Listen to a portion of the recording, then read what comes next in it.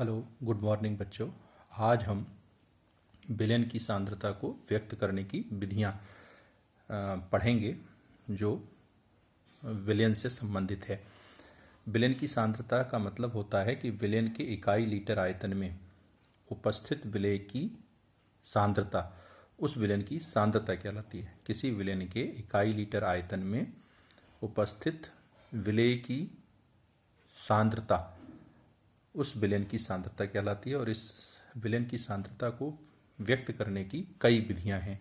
जैसे नंबर 1 है भार प्रतिशतता के रूप में, या इसी को बोलते हैं द्रव्यमान प्रतिशतता के रूप में। भार प्रतिशतता के रूप में हम विलयन की सांद्रता को व्यक्त करते हैं। तो इसका फार्मूला होता है, भार प्रतिशतता के रूप में जब व्यक्त करते हैं तो विलयन की भार प्रतिशतता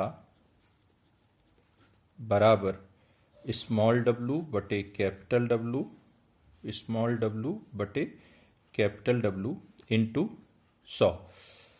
मतलब ये जो स्मॉल w है वो स्मॉल w कहलाता है विलेय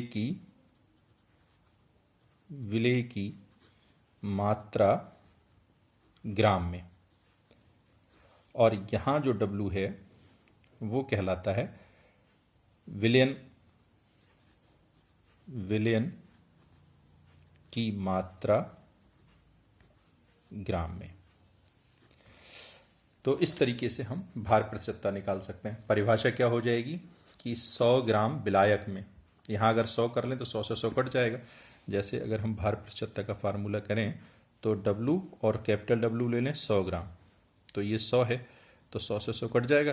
तो क्या हो जाएगा कि 100 ग्राम विलायक में उपस्थित विलेय की मात्रा उसकी भार प्रतिशतता कहलाती है, क्योंकि भार प्रतिशतता बराबर W आ रहा है, W विलेय की ग्राम में मात्रा है। तो परिभाषा हो जाएगी 100 ग्राम विलायक में उपस्थित, क्योंकि हमने जो विलायक है या विलयन है, विलयन ले लिया 100 ग्राम, तो 100 ग्राम विलयन में उपस्थित विलेय की ग्राम में मात्रा उसकी भार प्रतिशतता कहलाती है। इसका फार्मूला होता है स्मॉल w बटे कैपिटल W इंटू 100। अब इसी चीज को अगर कहीं एग्जाम में लिखा हो, मान लो फॉर एग्जाम्पल, क्या मतलब है इसका एग्जाम्पल ये है कि कोई कहे कि 20% भारानुसार लिख दे या W/W लिख दे, इसका मतलब भी या इस्तेमाल करेगा भारानुसार शब्द। तो इसका मतलब होता है कि विलेय की जो मात्रा है, इसमें विलेय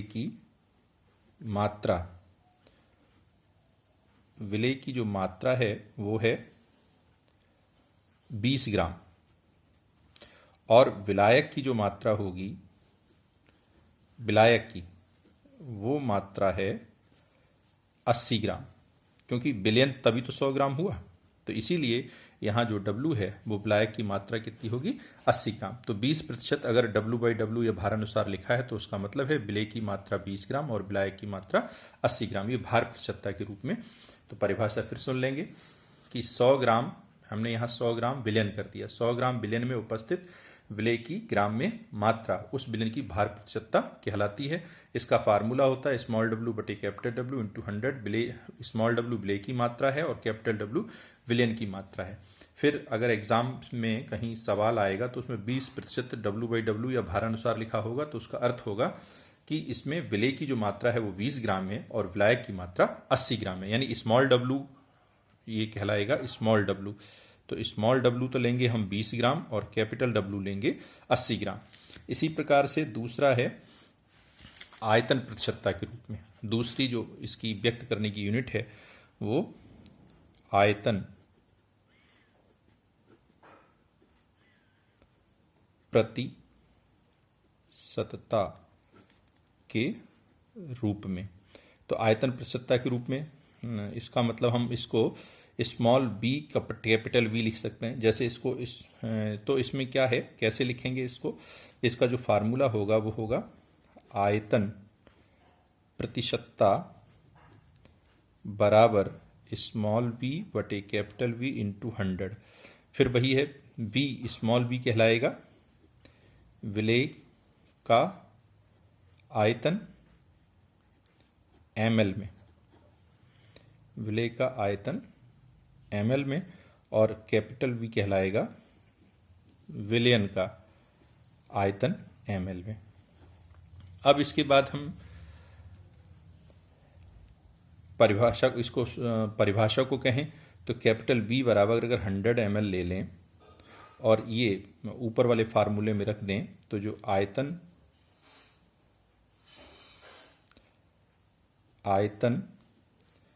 प्रतिशतता बराबर आएगा स्मॉल b अपॉन 100 इंटू 100। तो ये 100 से 100 कट जाएगा, तो हम ये कह देंगे कि किसी विलयन के 100 ml में उपस्थित विलेय के ml की संख्या उस विलयन की आयतन प्रतिशतता कहलाती है। फिर से सुन लें, किसी विलयन के 100 ml में उपस्थित विलेय के ml की संख्या उस विलयन की आयतन प्रतिशतता कहलाती है। उसी प्रकार से अगर कहीं सवाल में कोई कह दे कि 25% आयतनानुसार कह दे या स्मॉल b कैपिटल V, या तो ऐसे लिखा होगा या लिखा होगा आयतना अनुसार। तो इसका मतलब ये हो गया कि इसमें स्मॉल b तो हो गया 25 ml और कैपिटल V हो गया 75 ml। इसी प्रकार से तीसरी यूनिट है जिसको हम कहते हैं प्रतिशतता के रूप में। इसको भार आयतन यानी कि W/V प्रतिशतता के रूप में। क्या मतलब है इसका? इसका मतलब ये है कि हमारे पास अगर इसका फार्मूला देखेंगे तो जो परसेंटेज आएगा इसका द्रव्यमान या भार कह सकते हैं, द्रव्यमान ऑब्लिक आयतन प्रतिशतता बराबर फार्मूला होता है small w upon capital V into 100। मतलब क्या है, ये ml में होगा, ये स्मॉल w तो विलेय की मात्रा ग्राम में, और ये कैपिटल V हो जाएगा विलयन का आयतन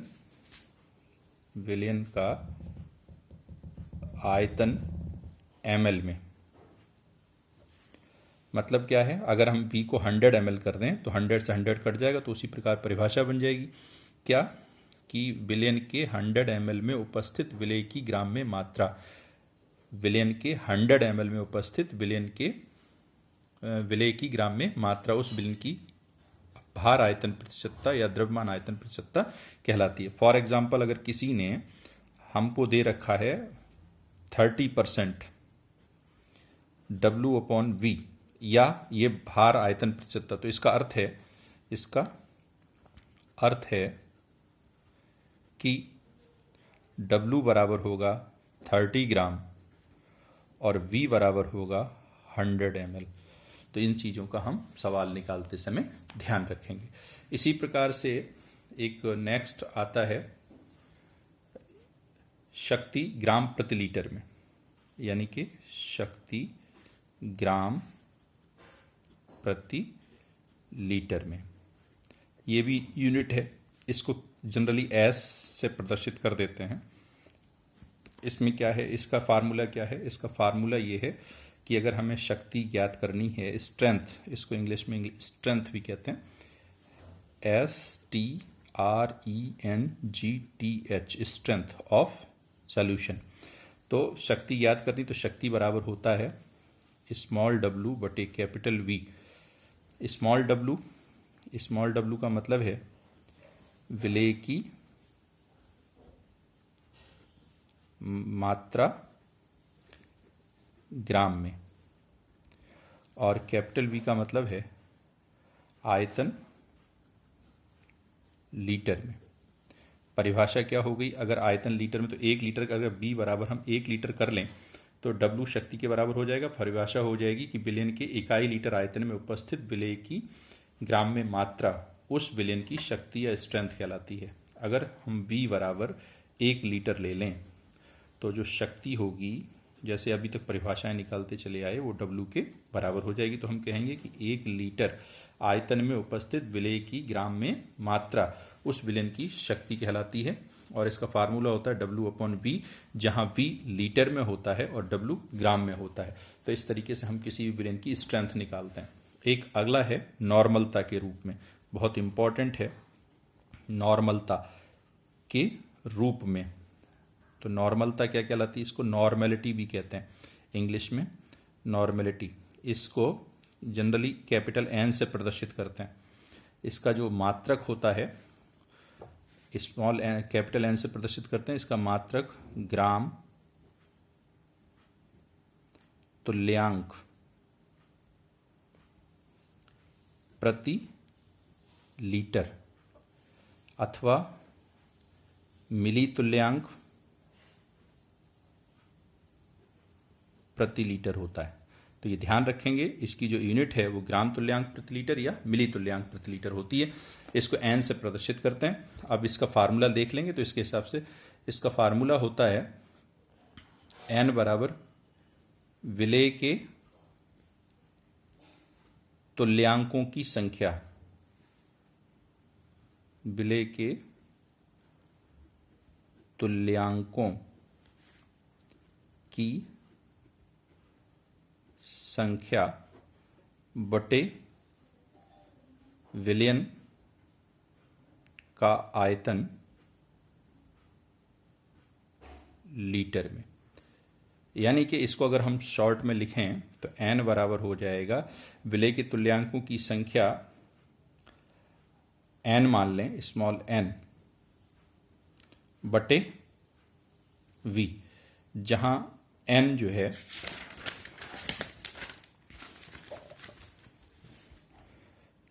N विलेय के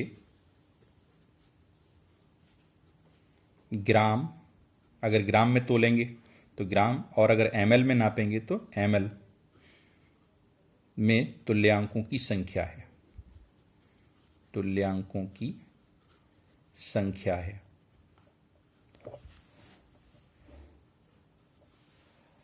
और V आयतन है, V क्या है? V आयतन है लीटर में। तो हमारे पास जो फार्मूला है वो N बराबर स्मॉल n अपॉन V है। अब अगर हम V को 1 लीटर मान लें तो विलेय के तुल्यांक की संख्या उस विलयन की नॉर्मलता कहलाएगी। तो ये N बराबर क्या हो जाएगा? Capital N। परिभाषा हो गई विलयन के 1 लीटर आयतन में उपस्थित विलेय के तुल्यांकों की संख्या। अब तुल्यांक, अगर तुल्यांकों की संख्या उस विलयन की नॉर्मलता कहलाती है। एक तो फार्मूला ये हो गया, परिभाषा इससे निकाल ली। अब हमने N, अगर तुल्यांकों की संख्या चाहिए, एक ये नॉर्मलता बराबर होगा N/V, और नॉर्मलिटी का एक सूत्र और हो सकता है, स्मॉल n को हम लिख सकते हैं W/E। स्मॉल n बराबर होता है W/E इंटू V। W तो पता ही है, विलेय की ग्राम में मात्रा, विलेय की मात्रा। अब चाहे ग्राम में नापें इसे या इसे ml में नाप लें। V लीटर में होगा, आयतन है, और E उस विलेय का तुल्यांकी भार है। विलेय का, चूंकि विलेय की अपनी तुल्यांकी भार की अपनी कोई यूनिट नहीं होती, अगर इस W को ग्राम में नापोगे तो ये ग्राम तुल्यांकी भार कहलाता है पूरा पूरा, और ml में नापेंगे तो ये मिली तुल्यांक भार कहलाएगा। तो जो नॉर्मलता का जो फार्मूला है वो है कैपिटल N बराबर WE इंटू V। N बराबर W/E इंटू V। E विलेय का तुल्यांकी भार है। अब यहाँ दूसरा फार्मूला ये भी हो सकता है कि N बराबर W इंटू 1000 कर दें बटे E इंटू V। तो V यहाँ पर फिर ml में आ जाएगा क्योंकि ये लीटर में अपने आप कन्वर्ट हो गया। तो इस तरीके से एक ये वाला फार्मूला ज़्यादा यूज होता है और एक ये वाला N बराबर WE/V। लेकिन W/E क्या है? W/E N है, और N क्या है? विलेय के तुल्यांकों की संख्या या ग्राम तुल्यांकों की संख्या या मिली तुल्यांकों की संख्या। अब इसके तुल्यांकी भार निकालने के बहुत सारे फार्मूले हैं। अम्ल का तुल्यांकी भार कैसे निकालते हैं, क्षार का तुल्यांकी भार कैसे निकालते हैं, ये अगले उसमें वीडियो में हम डिस्कस करेंगे। आज की वीडियो में इतना ही हम बातचीत कर रहे हैं। अगली वीडियो में मोलरता, मोललता, मोल प्रभाज इन 3 को समझाएंगे और इन 3 से संबंधित ही न्यूमेरिकल्स भी सॉल्व करने को देंगे। कोई समस्या हो तो मेरे व्हाट्सएप नंबर पर शेयर करें।